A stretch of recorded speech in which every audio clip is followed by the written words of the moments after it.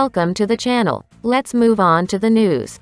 Ukrainian sources claim that the armed forces of Ukraine struck a convoy of Russian troops in the village of Sorotino in the Luhansk region, according to the Ukrainian General Staff. Data on Russian soldier casualties are being clarified by the General Staff of Ukraine. A military operation in a silent mode continues on the Kinburn Spit of the Mykolaiv region. The success of the AFU will be reported as soon as the military operation is completed. This was stated by the spokesperson of the press center of the UC Pivden, Natalia Gumenyuk. The new strikes of the Ukrainian troops are made with modern weapons, which were transferred by various countries of the European Union, and not only the European Union. This aid has long been coordinated for the Ukrainian troops. All summer and spring, Americans and Europeans were afraid to supply serious weapons to Ukraine because of the prospect of escalation with the Russian Federation. The Russian forces have several thousand nuclear warheads in their arsenal, which frightens anyone on the planet who can think logically. If the conflict moves to the next level, this level will already be with nuclear weapons.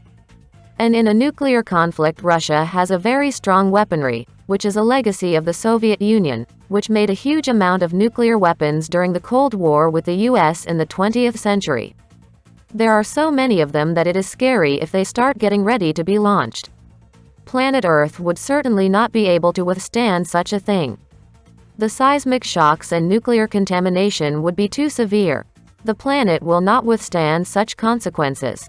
Therefore, the Ukrainian allies are very much avoiding drastic arms shipments, so as not to get to a point where Russia suddenly and on a wave of emotion wants to launch nuclear missiles. New systems and armaments for the Ukrainians arrive slowly and in stages. Yes, because of this they suffer unnecessary losses of soldiers and energy infrastructure, which is damaged by Russian shelling. But that is the good point. As was said earlier, by slowly pumping Ukraine with weapons and air defense systems, this allows the degree of conflict to rise slowly. The new Ukrainian strikes are carried out using advanced US weapons and sometimes using European Union weapons.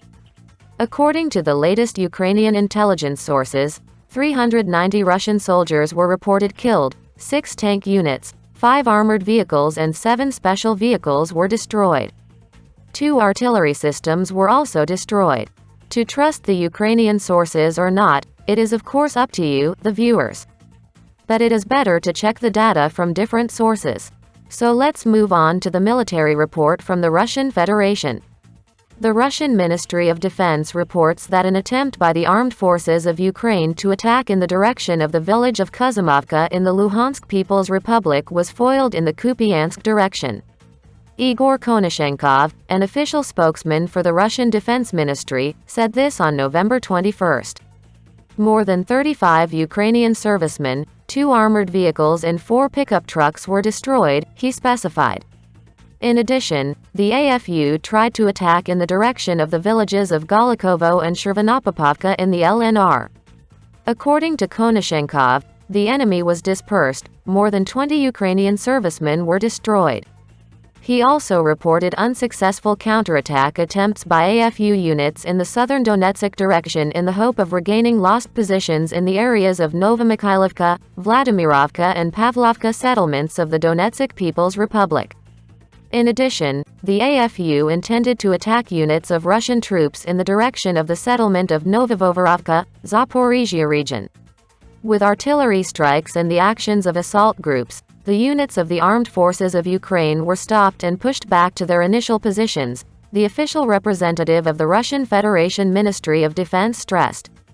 He added that the losses of the armed forces of Ukraine during the day in this direction amounted to more than 70 Ukrainian servicemen killed and wounded. Earlier on November 21, officer of the People's Militia of the Luhansk People's Republic Andrei Marachko said that the Ukrainian troops in the areas of Artemovsk and Soledar in the Donetsk People's Republic went into a def defense, abandoning the offensive.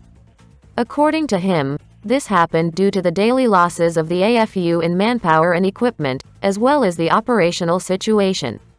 Russian and Ukrainian military sources have listened to the information. So now let's move on to international news. Ukraine will live in conditions of regular power outages until at least the end of March, said Kovalenko, Director General of the DTEK sub-holding. The basic scenario is as follows. If there are no new attacks on the power system, under the current conditions, the power grid capacity will be distributed throughout the country, which means blackouts will be everywhere, but less long. Germany has offered Poland Patriot SAMs to help protect its airspace after the missile downing incident, Reuters. The German government has also said it will offer Poland further help with air patrols by German Eurofighter fighters. Polish and Finnish premiers Mateusz Morawiecki and Sanna Marin recorded an appeal in support of Ukraine. "We fully support Ukraine in its fight against Russia. We are on your side and stand with you as you defend your country and European values," they said. The U.S. has already provided $20 billion in aid to Ukraine. "We will continue to support Ukraine for as long as it takes," said Lloyd Austin, head of the U.S. Department of Defense. Italy intends to extend civilian and military support to Ukraine through 2023. The Ministry of Defense will propose to extend the decree on civil and military assistance to Ukraine for the whole year 2023, Italian Defense Minister Guido Crosetto reported.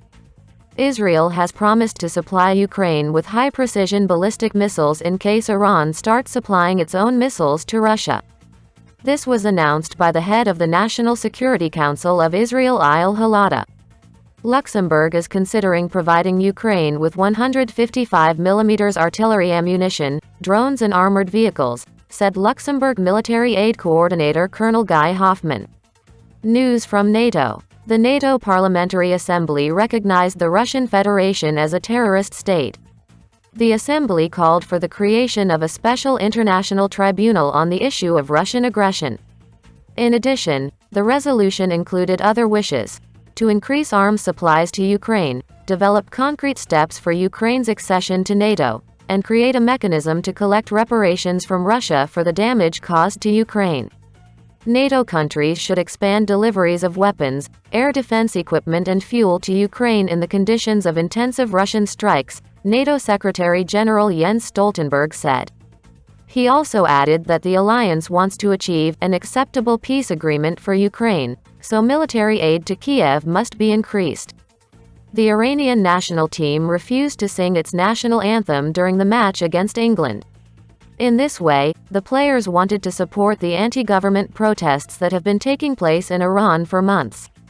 News from Turkey. Turkey has supplied Ukraine with TRLG-230 high-precision missiles and air-to-air missiles with infrared homing heads for Bayraktar TB2, Oryx.